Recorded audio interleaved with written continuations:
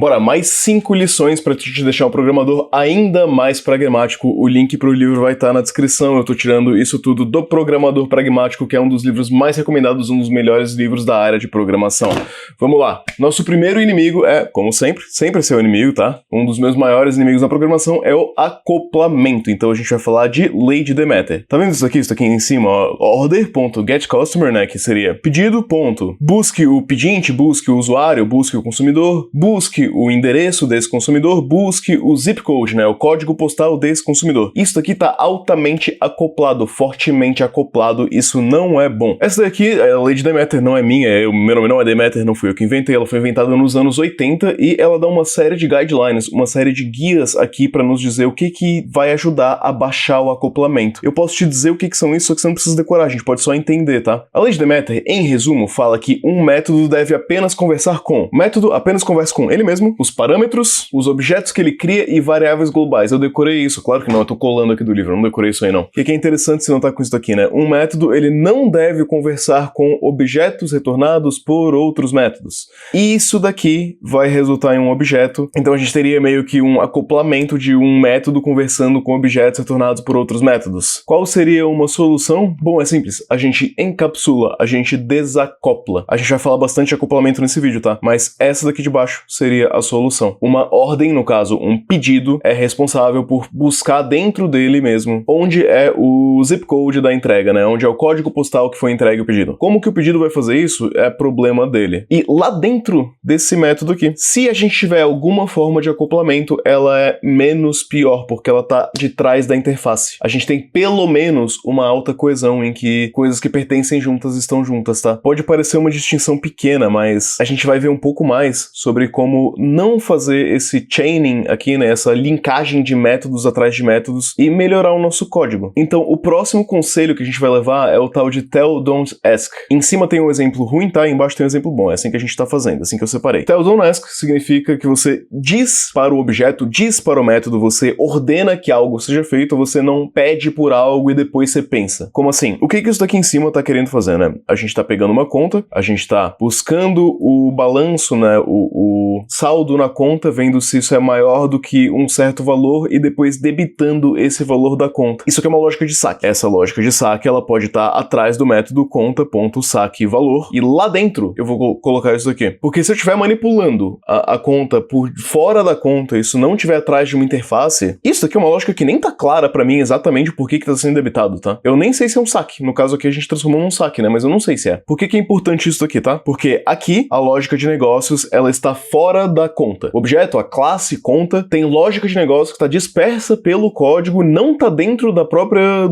objeto, não está autocontida, não está coeso. Isso é uma falta de coesão, isso é uma duplicação de lógica em lugares que não deveria estar. Então a gente ordena que a conta execute um saque e isso é responsabilidade da conta. Isso também segue o princípio que a gente viu no vídeo anterior, que é easier to change, é mais fácil de se alterar, né? Se eu tiver um bug nos saques da conta, eu consigo achar o saque muito facilmente. Tem um nome aqui, ó, saque. Agora, lembra que a gente viu esse acoplamento aqui de uma coisa que depois faz outra coisa que depois faz outra coisa? A gente vai ver algumas formas de vencer isso daqui, porque essa forma que eu te dei aqui, de esconder isso aqui atrás de um método, não é necessariamente a forma que você queria, né? Você tá pensando, pô, galego, eu peguei o que tinha aqui, né, que tava fortemente acoplado, beleza, eu escondi atrás de uma interface, mas ele ainda tá fortemente acoplado lá debaixo dos panos. Concordo com você, o que a gente pode fazer então? A gente pode falar sobre acoplamento temporal, que ainda não soluciona o problema, a gente vai solucionar esse problema um pouquinho mais na frente, mas acoplamento temporal é outro problema que vem desse chaining de métodos. Quando você tem um método que depende do resultado de outro método implicitamente, mas não explicitamente. Olha só, a gente tem aqui um socket, né, um WebSocket que primeiro ele abre, depois ele envia dados, depois ele fecha. O que acontece se eu fizer numa ordem diferente? Se eu fizer primeiro o close, depois o open, depois o send? Vai bugar, né? Não vai dar certo. Então, o socket, para eu poder chamar o método open desse... Open não, né? Mas para eu poder chamar o método close desse socket, ou para eu poder chamar o método send desse socket, ele depende necessariamente de um estado interno dele. Esse estado interno do socket não é visível para quem tá chamando o ponto open, para quem tá chamando o ponto send, para quem tá chamando o ponto close. O estado interno é invisível para mim. Isso não me previne, isso não me protege do fato de que eu posso tentar simplesmente dar um socket.close a troco de absolutamente nada e eu vou quebrar alguma coisa. Ou eu posso tentar dar um socket.send de um socket que não está aberto. Eu não tenho uma proteção contra isso. Como aquilo que está fora do socket não conhece o estado interno do socket, só quem conhece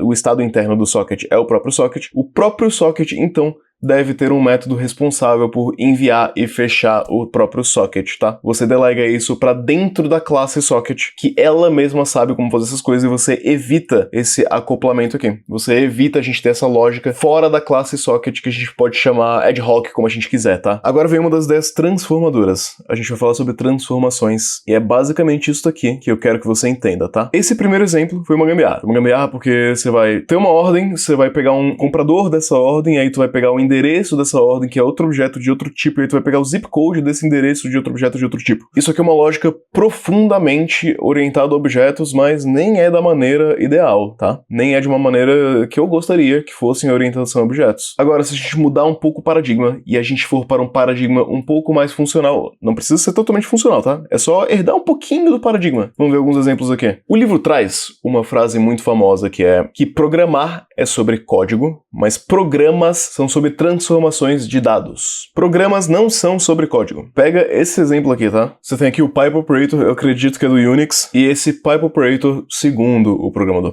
pragmático, é um dos conceitos mais transformativos da programação, um dos que mais obteve sucesso, porque aqui a gente está vendo um programa como uma série de transformações. Uma transformação seria, por exemplo, o primeiro read, né, é o ler o arquivo. O output da leitura desse arquivo vai para o nosso próximo método, que é o parse. Ele vai como input para o próximo método, parse. Depois de parseado, ele vai ser validado, ele vai como input para o validate. Você tem um pipe, como se fosse uma linhazinha de produção, uma fábricazinha que vai passando parafuso para frente, para frente, para frente, e o output de um método vira o input de outro método. Isso aqui funciona, só que se a gente usar isso aqui em linguagens de programação mesmo, né? Não em Bash ou em qualquer que seja o que a gente está usando aqui, se a gente usar isso num Elixir ou a mesma lógica em qualquer outra linguagem, porque, nota, linguagens como Elixir vão te dar o Pipe Operator, que é um negócio que se parece assim, ó, esse Pipe Operator aqui, e várias linguagens não te dão esse operador. Esse Pipe Operator, Python, por exemplo, não te dá esse Pipe Operator, mas você não precisa dele para utilizar da mesma lógica funcional, da mesma lógica de enxergar um programa como transformações subsequentes de dados. Essas transformações, aliadas a uma tipagem, nos dão algo que é muito, muito, muito poderoso. Eu vou te dar um exemplo ruim e um exemplo bom. Nota que a gente tá falando bastante de estado, né? A gente tá falando bastante de como a gente é inimigo do estado interno das coisas. Imagina esse serviço aqui, o serviço de sign-up, o serviço de criar uma conta aqui. O meu serviço de sign-up, ele tem dentro dele um banco de dados, um serviço de e-mail e um self.user, né? Um usuário. Ok, tudo bem. O handle aqui, que vai fazer tudo o que a gente precisa fazer, vai fazer uma sequência de operações. Ele vai passear, validar, aplicar regras de negócio, salvar e mandar um e-mail de welcome. Ok, uma sequência de ações. Qual que é o problema aqui? O validate não recebe nada como parâmetro. Ele depende do estado interno do próprio serviço. Então, o parse vai parsear uma requisição, né? E esse parsear uma requisição vai criar um usuário, salvar o estado interno do serviço,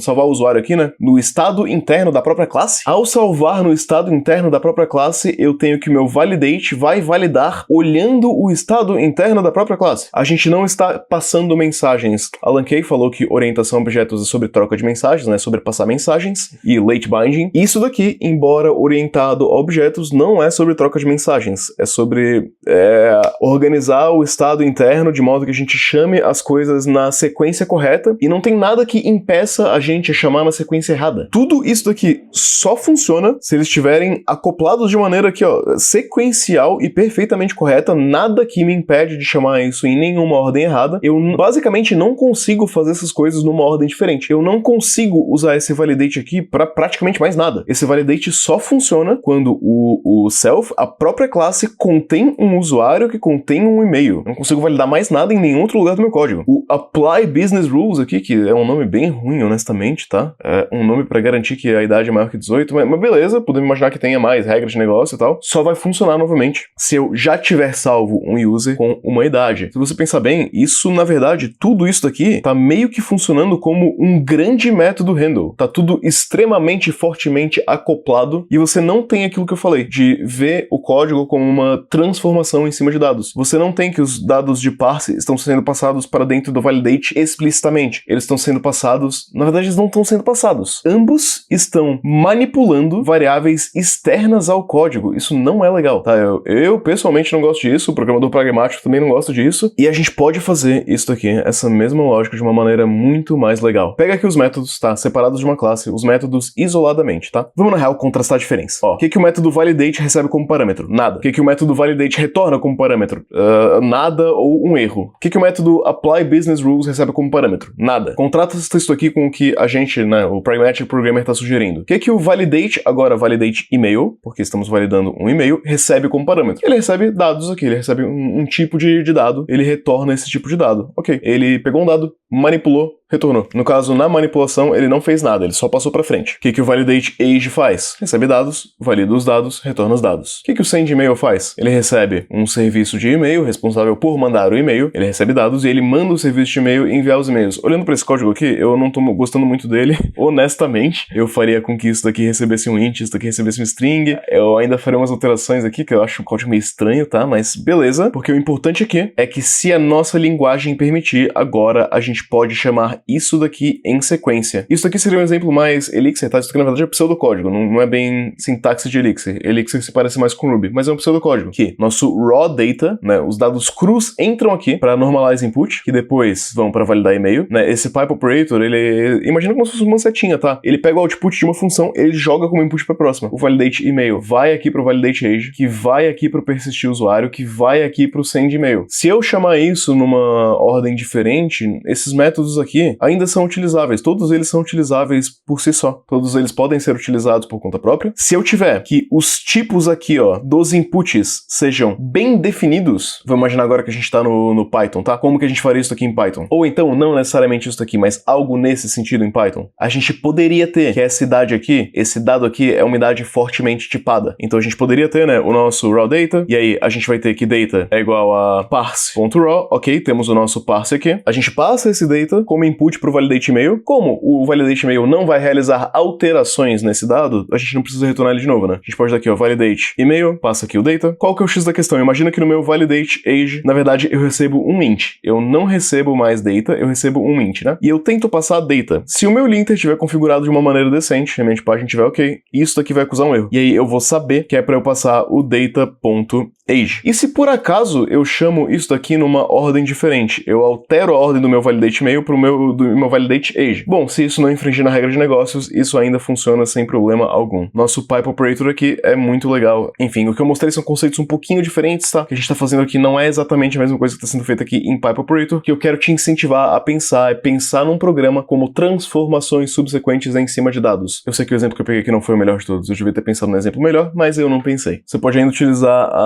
eu recomendo que você dê uma lida, assim, por cima em como é que Elixir faz isso aqui, como é que Elixir usa pattern matching, né? Como é que Elixir... como é que se chama pattern matching? É tipo um switch case, sabe? Ele, dependendo de um resultado, você pode direcionar o código para um lado ou outro. Tipo um if-else, sabe? Só que mais baseado num enum, como se fosse. Expliquei muito mal. Mas vamos pegar outro exemplo aqui, tá? Isso daqui seria um exemplo já bem legal de enxergar um código como uma sequência de transformações. E isso daqui tá bem mais com uma carinha já JavaScript, né? Uma carinha TypeScript aqui, que a gente pega itens, né, que vão vir de um load data, de um carregar dados. A gente filtra os itens válidos, a gente ordena os itens válidos, a gente formata os itens válidos, a gente printa os itens válidos. O que que tá acontecendo aqui? Isso daqui, os itens que são carregados vão como input para o filtro, os itens que são filtrados vão como input para o sort, os itens que são ordenados vão como input para o formatter aqui, e os itens que são formatados vão como input para a nossa função de print. Isso é essencialmente um pipe operator de Elixir, só que sem a ergonomia de Elixir. É a mesma lógica, é uma lógica funcional, e é quase que a lógica, né, de você pegar data aqui e usar aqui, ó,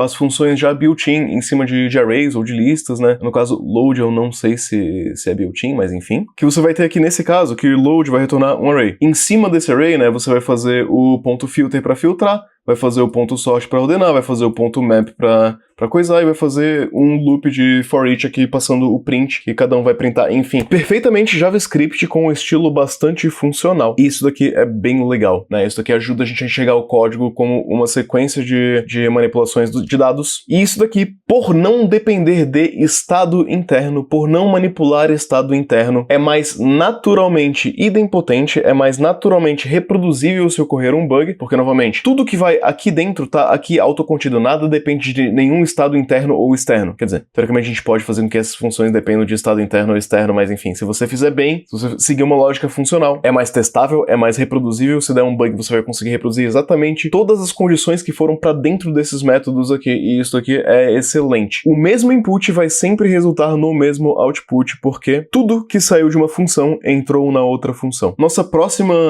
exemplo do programador pragmático é pensar sobre a concorrência. Aqui eu não vou nem mostrar código, porque eu quero te incentivar a pensar no fluxo das coisas acontecendo mesmo. Aqui eu peguei um exemplo que eu mesmo criei, tá? Imagina que um usuário faz um upload de foto, então o usuário sobe uma foto, o nosso serviço é tipo o Instagram. A gente vai pegar essa foto, a gente vai comprimir essa foto, né? O usuário postou em stories, ele fez o upload da foto pra gente, a gente comprimiu essa foto, a gente vai salvar essa foto já comprimida, né, numa Blob Store, e a gente vai propagar essa foto para uma CDN. Ok, compreendido? Tudo isso feito, a gente retorna pro usuário que tá ok, que funcionou. Cara, isso daqui tá sendo feito de uma maneira sequencial. Eu vou te incentivar a olhar o serviço que você trabalha atualmente e ver o que daqui que precisa ser feito de maneira sequencial. O usuário precisa esperar tudo isso daqui ser feito para receber um ok? Talvez não. Eu acho que não. Eu, sinceramente, acho que isso aqui não precisa ser feito de maneira sequencial. O usuário recebe isso aqui, recebe ok, e o resto a gente pode fazer de maneira assíncrona. Ok, melhorou um pouquinho. Tudo aqui embaixo precisa ser feito de maneira sequencial? Cara, eu também acho que não. Eu acho que a partir do momento que a foto foi comprimida, a gente consegue, né, que ela seja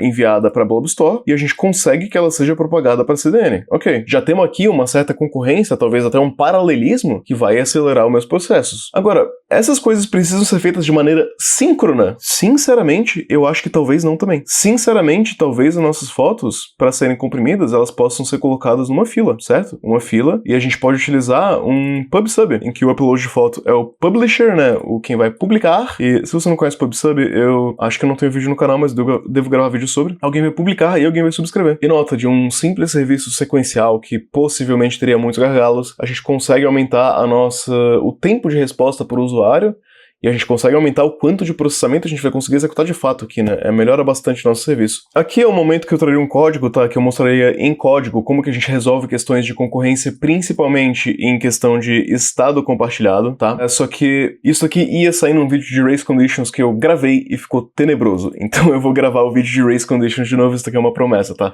Vai sair o vídeo de Race Conditions, ele tá praticamente pronto, é só regravar. A gente vai mostrar o código de como lidar com processos concorrentes no vídeo de Race Conditions, né? Como você escreve um código que consegue compartilhar recursos de modo com que um não tropece o outro. Isso aqui vai ser no vídeo de Race Conditions. E agora vamos bater um papo, o último papo aqui sobre Pragmatic Programming, sobre herança, e eu escrevi aqui VS Code porque isso aqui tá no exemplo no VS Code que honestamente, era muito código para eu trazer ali para vocês, tá? Então, vamos lá no nosso exemplo do VS Code. Muito comum, né, ter um debate muito grande aí hoje em dia correndo sobre imposto sobre herança. Não é isso que você tá pensando, a gente vai falar sobre imposto de herança, no caso de inheritance, de herança dentro do código. Qual que é o trocadilho aqui que o Pragmatic Programmer faz, né? Que você paga um imposto em cima da herança. O que seria o imposto sobre herança, né? Imagina alguém que trabalha com OOP e é, assim, profundamente orientado ao objeto. Profundamente. A gente tá falando aqui que veículo vai ter um subtipo que é um carro, que vai ter um subtipo que é um Toyota, que vai ter um subtipo que é um Toyota Corolla, tá? Alguém que profundamente OOP. E a gente tem que o nosso veículo implementa aqui,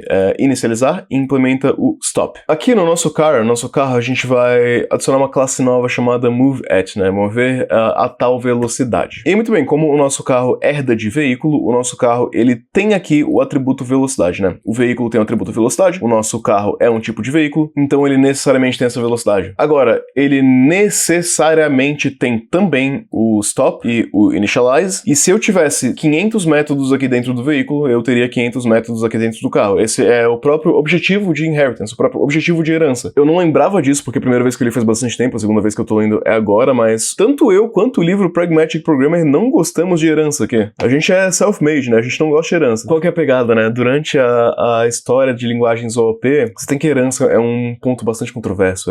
Enfim, C++ implementou de um jeito, C Sharp é uma loucura, tá? A história de herança é uma loucura, cabe um vídeo inteiro aqui. A questão é, se eu altero como um veículo funciona, e no caso de veículo e carro, ainda tá ok, tá? Mas a gente poderia ter exemplos bem piores. A gente poderia ter, por exemplo, esse outro exemplo aqui que eu trouxe agora, que é um file logger, um logger de arquivos, e um timestamp file logger que tem aqui, né, tem enfim, herda aqui o tal do log, ele subscreve o tal do log, mas se eu pego o meu log aqui e eu altero como esse log funciona, eu coloco tipo self.faça qualquer outra coisa, o que eu esperava que fosse logar vai fazer também, tipo, eu vou alterar o comportamento que está embaixo. Se eu altero o comportamento de veículo, eu altero o comportamento de todas as outras classes que herdam de veículo. Cara, eu acho que isso aí é um negócio meio fortemente acoplado. Eu não gosto disso. Eu sinceramente não vejo vantagem em criar uma classe que herda de outra classe, a não ser que seja perfeitamente um subtipo que vai ter todos os métodos implementados pelo método acima, né, da maneira com que é implementado do método acima, e eu tenho uma garantia muito forte de que os métodos que são implementados na classe principal aqui, que vão ser dados, não vão ser modificados. Aí eu posso estar concordando, mas fora isso, eu acho que você vai ter a alteração de um código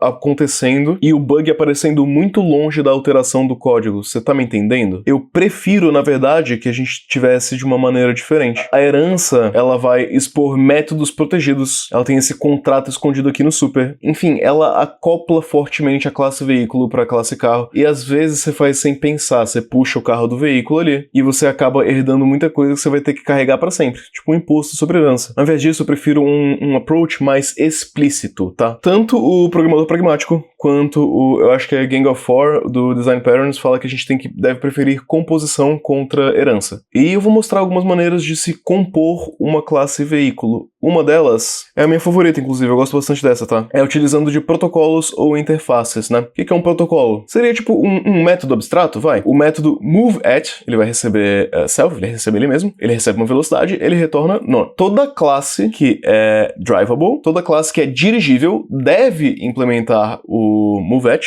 deve implementar o stop e deve implementar com essa assinatura, com esses parâmetros e com esse output aqui. A implementação per se não é especificada no protocolo. E eu posso ter um locatable também, um localizável, que, enfim, é outro protocolo também, protocolo, interface, são conceitos bem parecidos, e toda classe que for locatable, ela precisa implementar um getLocation, ela precisa implementar um setLocation, ok? Ok. Se você perceber, isso não é muito diferente de eu ter uma classe que tem um método abstrato. É bem parecido com o conceito de ter um método abstrato. A diferença é que eu explicitamente estou apontando quais métodos abstratos existem lá no momento de utilização. Então, olha só, presta bem atenção, tá? O meu carro 2, nota que aqui não existe referência ao protocolo locatable, não existe referência ao protocolo drivable. Eu não preciso dessas referências. Então, o meu carro, talvez ele nem saiba que locatable existe, talvez ele nem saiba que drivable exista. Mas, quando eu tentar utilizar o método drive vehicle, né, dirija veículo, eu posso especificar que o veículo que eu recebo necessariamente é drivable. Então, nota, o meu carro, pelo fato de ele implementar o moveAt e o stop, ele vai qualificar como drivable. Ele está aderindo, ele é aderente ao protocolo dirigível. Meu carro é dirigível porque tudo que implementa moveAt e stop pode ser interpretado como um dirigível. Então eu tenho que o meu carro necessariamente vai conseguir executar o moveAt. Eu consigo passar para o método drive vehicle o meu carro. Isso aqui eu acho bem fantástico. E ele também vai ser locatable, mesmo sem ele ter nenhuma referência para locatable aqui, tá? Quem tem a referência do que é localizável é quem é o método que vai localizar algo, é quem vai utilizar dessa funcionalidade. Isso aqui pode receber meu carro. Isso aqui para mim é mais orientado a objetos do que herança. Para mim tá mais perto do late binding que o Alan Kay queria que a gente fizesse. Por último, a gente tem o tal de delegation. A gente poderia falar de mixin também, mas mixin ia tornar esse vídeo muito grande. Mixins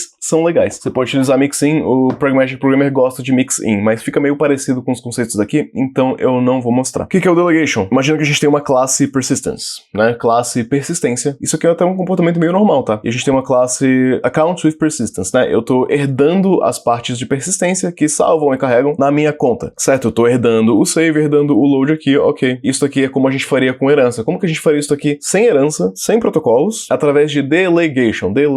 Delegation, eu vou criar a minha conta, que diz respeito única e exclusivamente à conta, ela só está responsável pela própria conta e nada mais. E ao em volta dessa conta eu vou fazer um wrapper, eu vou criar algo em volta da conta, eu vou criar um account record. Esse account record vai ter dentro de si as responsabilidades de buscar a conta, depositar, withdraw, sacar, pegar o balanço e armazenar a conta. Detalhe sutil, ele não sabe o que o deposit faz, ele apenas busca a conta no banco de dados, faz um deposit, salva a conta, né? Ele apenas busca na fonte de persistência aqui, né? Não necessariamente um banco de dados. Um withdraw, ele apenas puxa a conta, ordena a própria conta fazer um saque e armazena a própria conta novamente. Mesma coisa com balance, mesma coisa com qualquer uma dessas outras coisas aqui. Quem é responsável pelo saque é a conta, quem é responsável pelo depósito é a conta, quem é responsável por dizer o balanço é a própria conta. Isso aqui é apenas um wrapper, ele apenas vai delegar as coisas para a conta. Só que eu sendo super sincero, eu não necessariamente sou o maior fã do mundo de delegation, eu acho que existem outras formas de fazer isso, mas tá aí, mais uma ferramenta para você utilizar se você quiser, também não acho ruim, tá? Se eu ver isso aqui num código, eu não vou refatorar, vou achar bem ok. Isso foram mais 6 lições do Pragmatic Programmer. Se você gostou desse conteúdo, a gente tem o livro na descrição. Se você quer aprender mais coisas comigo, na descrição a gente tem também vários cursos e a gente